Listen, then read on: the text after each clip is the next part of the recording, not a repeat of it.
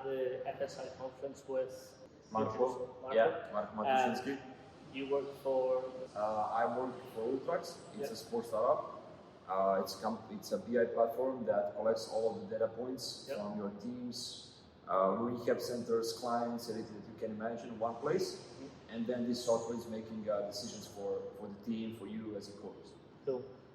So this is part of a recent extension of the podcast that we're doing that focuses on asking one single question at conferences so that we can dive into a little bit deeper than just what's going on everywhere else. So my question for you is, I kind of watched your speech today and you were talking about menstrual cycles, how the monitoring happens and what that means for the athletes. So the question is, what is it that you found within the whole monthly cycle and how do you split and what does that mean for future coaching? It was a big topic of mine at the conference right now. And the idea was that we checked the preseason what is happening with the data. So it wasn't a real research. It just was, okay, we had these data sets, let's see what we can do. And we check what is happening with the load.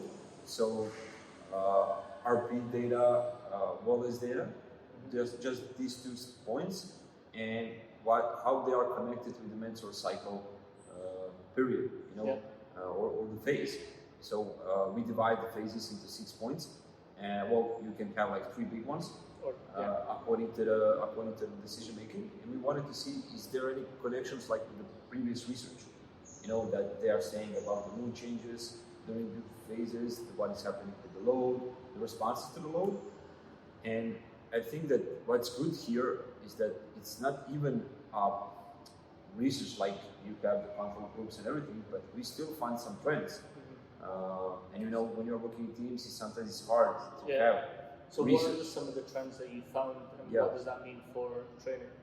So the trends are mood changes are definitely, you can see that during the phases that something is changing here, and if you have a mood change and bad sleep quality during that period, that maybe your reaction on the next training session can be bad. Now imagine that you have a player who has 7 days bad mood or 5 days bad mood and bad sleep. So this is the first point.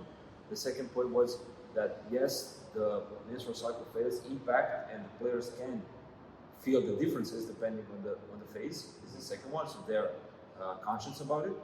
And the third point was that we trained too low during the phase. So because their wellness was okay, but their load was like average, or the load was like, we were thinking that the load was enough. But if you check the wellness and their responses, it was that maybe we can put individually even more on some of the players.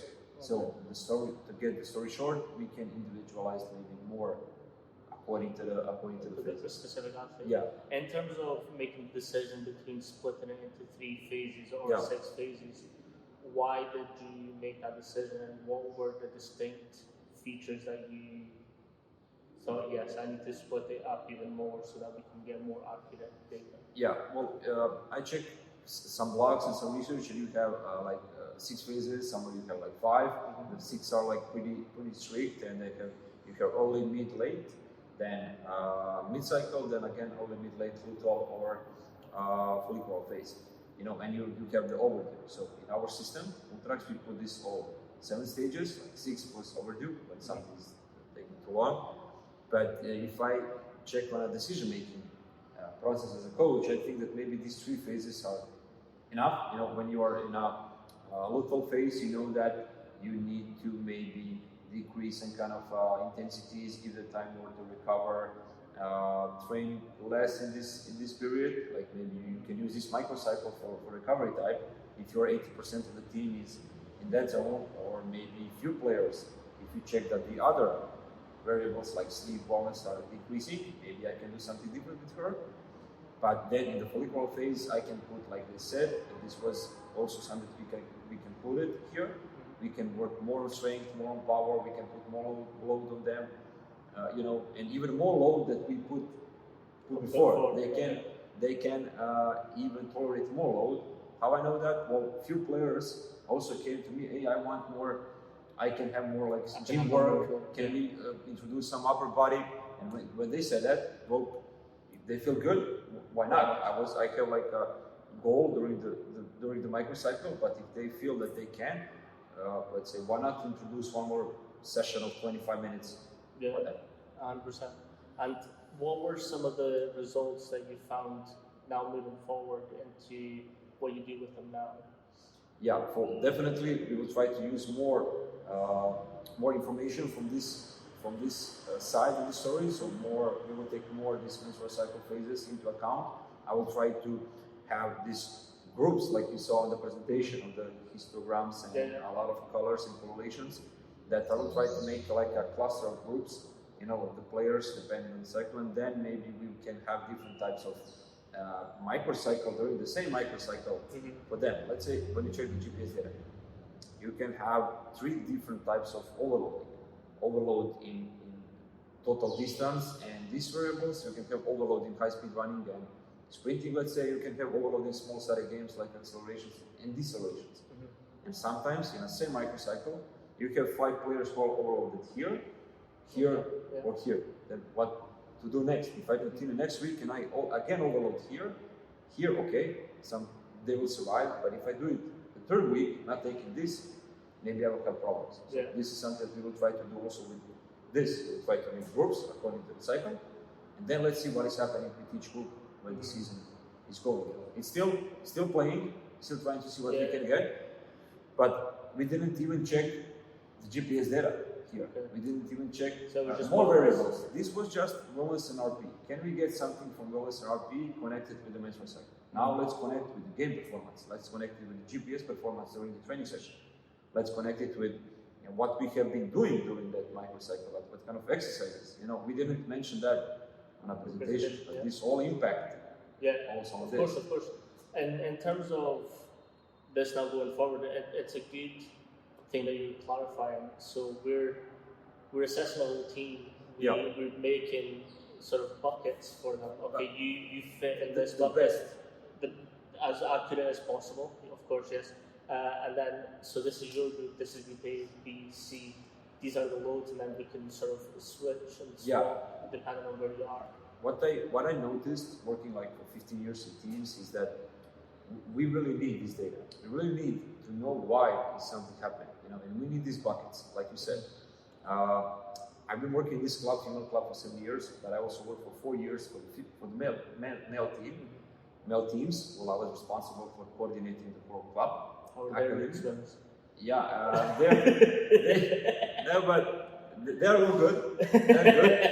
They're good, and for me it was a great experience. I was responsible for like 10 teams. Then I went to the B and first. But when you're responsible for 10 teams and female teams, you can get a lot of info what is happening, inside. Where they are progressing over the years, where do we make mistakes? And when we create these buckets, it was easier to save the players and to decrease number of injuries or to increase performance.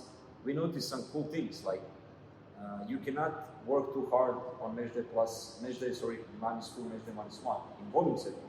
We noticed some kind of a threshold that impacts on our game performance. Again, we noticed that if we don't have a recovery day in the middle of the week, that we have more injuries.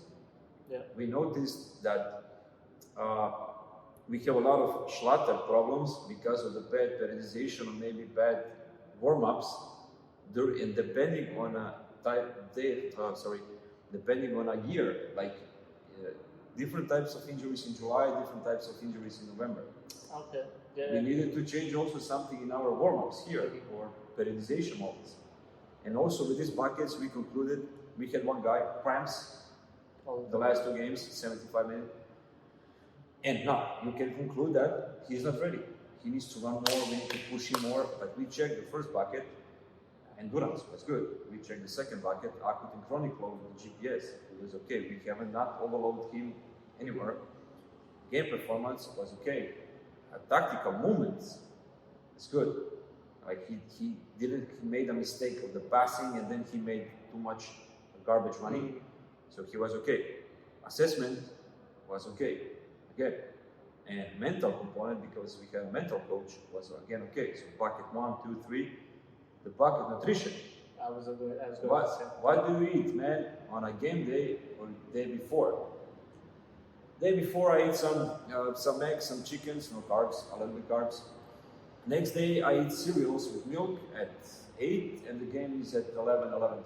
So that's it. So you get a blood sugar comes up, spike, and after 2 hours the plant, he lost his energy. And what we changed is that we told him that, okay, with these cereals, eat up some nice sandwich with more carbs or something like that. Eat pickles, because something to get hydrated. Just these 2-3 things, and he did not have the same problem in the next games. Yeah. So how does that then transfer over to the women's side of things? The same. Now you're looking at nutrition, you're looking at the mental stuff. How does that all work? We try to do the same. Well, we just try to do the same protocol, the same structure, but copy it to the females team. Because you take into account the positions of the knees, the injuries, typical injuries that is happening, like a lot of ACLs, a lot of quads, not so hamstrings. But we also noticed in the male teams that we have more quads than the hamstrings. That is different from the research. Because it's mostly running exercises, the long extension. That's it. The hamstring problem, That's why I mentioned check your own backyard. It can be a little bit different. And and we try to follow like the reactions. You can be under 12, under 15, under 17 male female team, but you take into account the intensity and methodology that you're using here. But you try to follow the reactions. For me, everything comes back to periodization, load monitoring.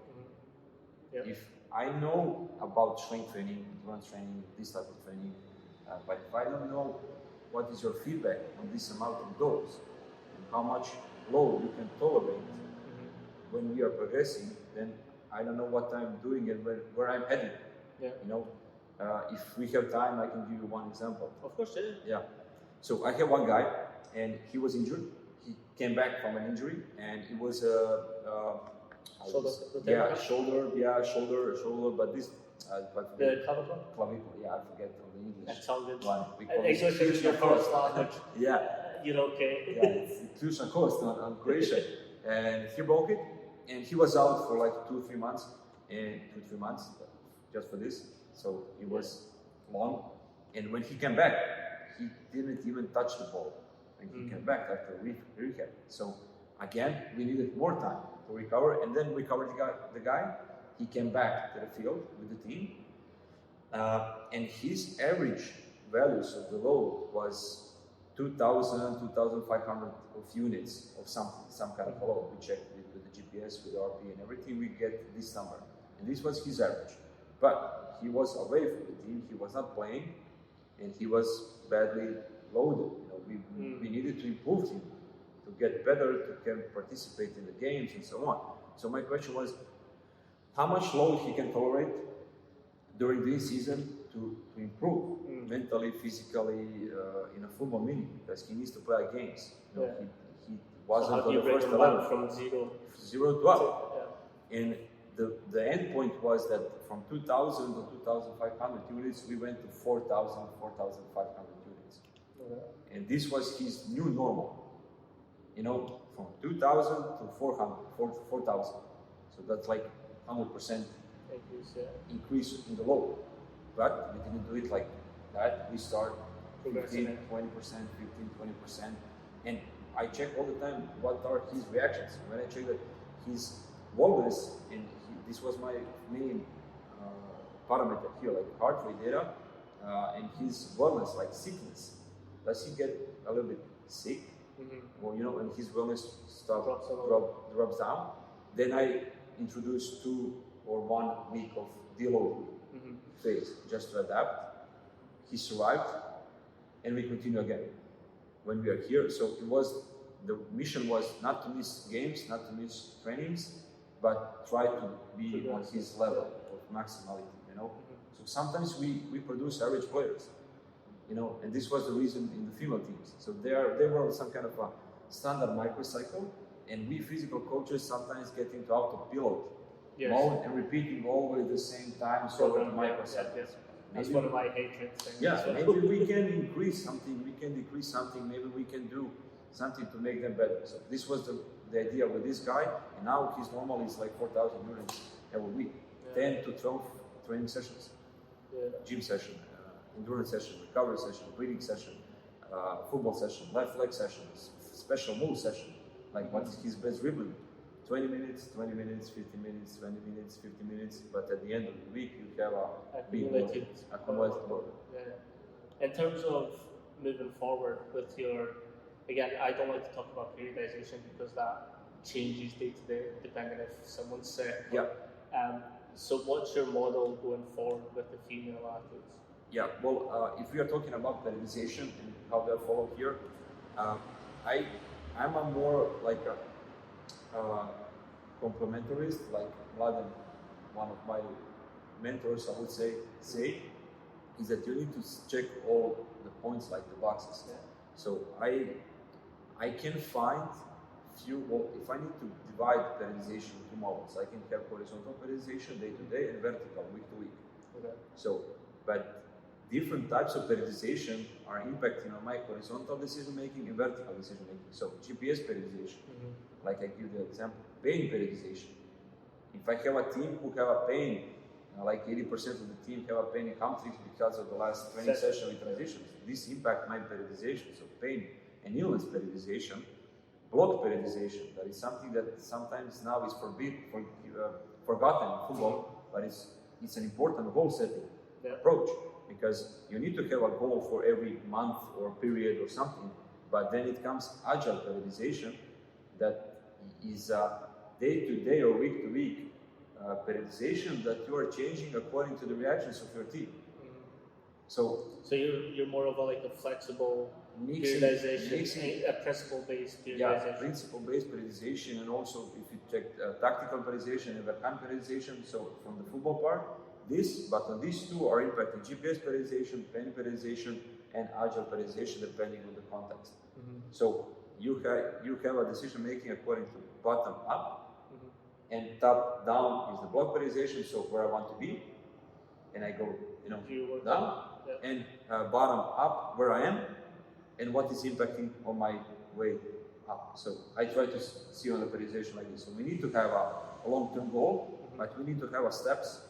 What are we going to follow? How to get there? If we don't have this and we don't have this, then we are, how I like to say, you can see then fluctuations in the form. Like one game we are good, one game we are bad, one game we are good.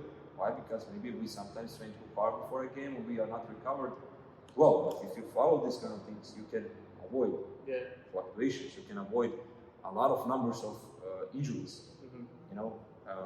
We notice that you can, with these steps, if you make good choices during your trainings, you can do it. Yeah, perfect. Thank you so much for that. Yeah, you're welcome. If you let people know where they can find you and guys, you can find me on Instagram, LinkedIn. I'm a little bit more active on Instagram, so there. Sorry, LinkedIn. LinkedIn. That's all good. You're all good. LinkedIn. So I post a little bit there. You can find us on our webpage on Ultrax. Ultrax webpage. You can find a lot of good materials there, blogs, podcasts. Also, we have a YouTube channel.